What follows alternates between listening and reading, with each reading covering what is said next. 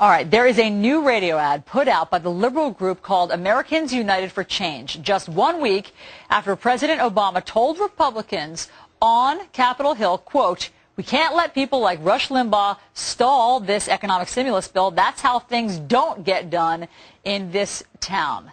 That was said on January 24th by the president. So why would the president call out Rush Limbaugh? Well, joining us now on the phone is the talk radio host himself, Rush Limbaugh. Rush, good morning. Hi, Allison. How are you? I'm well. Thanks so much for joining us. My pleasure. What do you make of becoming the president's public enemy number one? Well, it's not all that complicated. Look, the people who are what I call 2 or 3 day a week political interested people that pay attention maybe before elections, in the middle of campaigns, have a different perception or different understanding of Barack Obama from what the reality is. Their perception of him is that he's a nonpartisan guy. He wants to bring everybody together, that he's a great unifier, that he's the one, this messianic complex that people have about him, when in fact he is a pure 100% political partisan. He's a Democrat. He's a liberal Democrat. He is moving his administration and trying to take this country as far left as fast as he can. He's got a specific agenda. It is one that grows the United States government and shrinks individual liberty and freedom. So he's got to get things that stand in his way out of the way. Barack Obama's history is not a level playing field, but an empty playing field. He likes to run against candidates that are not on a ballot, for example. So in my case, he perceives that the Republicans, coming off 8 years of George Bush, have no identity. They're a little wishy-washy. They're a little frightened. They just got shellacked in another election.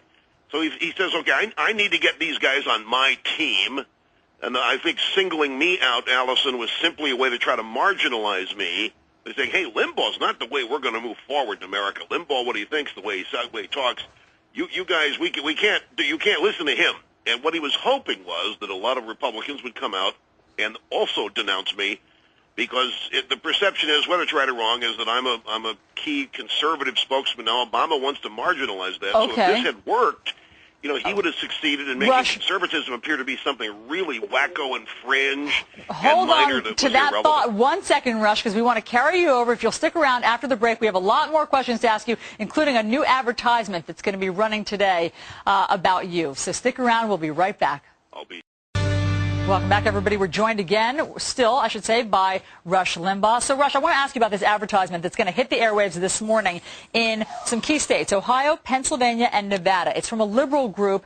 It's called Americans United for Change. They're asking GOP senators to have to choose between President Obama and you. What do you make of this? Well, here again, the Democrats are really upset, Allison, that no Republicans voted for this porculous bill in the House.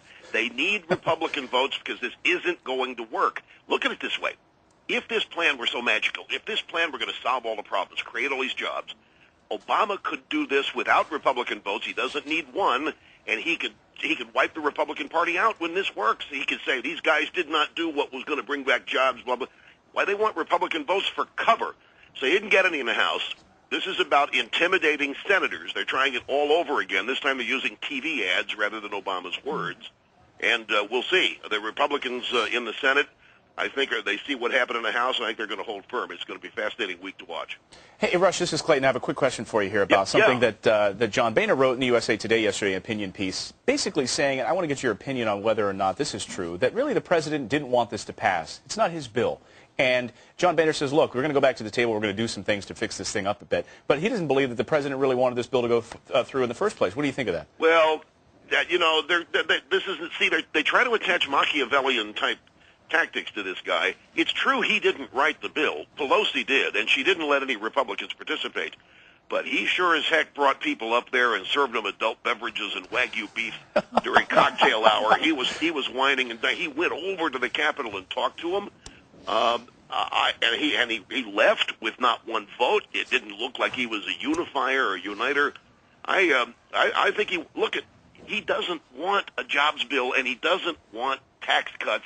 He wants exactly what was in this bill. Some things that embarrassed him, like the spreading $355 million for prevention of STDs and stuff. when you pull some things out of this, it's outrageous. $5 million for neighborhood stabilization. That's his group, Acorn.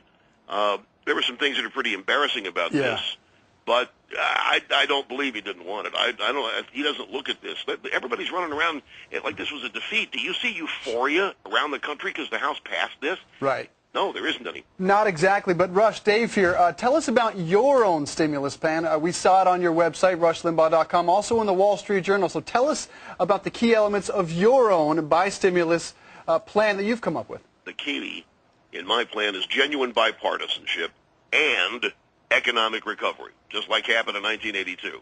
What you do in my case, you take the vote returns, the election returns, Obama 54, McCain 46. You take $1 trillion that you're going to do in stimulus. You give McCain $460 billion, or give me. You give Obama $540 billion. I do tax cuts with mine. He does whatever he wants with his. Do them at the same time, and we see which one works. Mine will be the one that works, but it's genuine bipartisanship. So it makes sense. You do corporate tax cut rates, and you do infrastructure repairs and spending. It seems to make sense. But, Rush, thanks so much for joining us this morning. Great suggestion, and thanks for weighing in on all of this. We really appreciate it. It's always a pleasure to be on Fox. Thank you, guys. Thanks, Thank you. See, the Republicans should be listening to Rush. They should be listening to Rush because bipartisan approach. That would be a fantastic plan. That is bipartisan. All right, coming up next.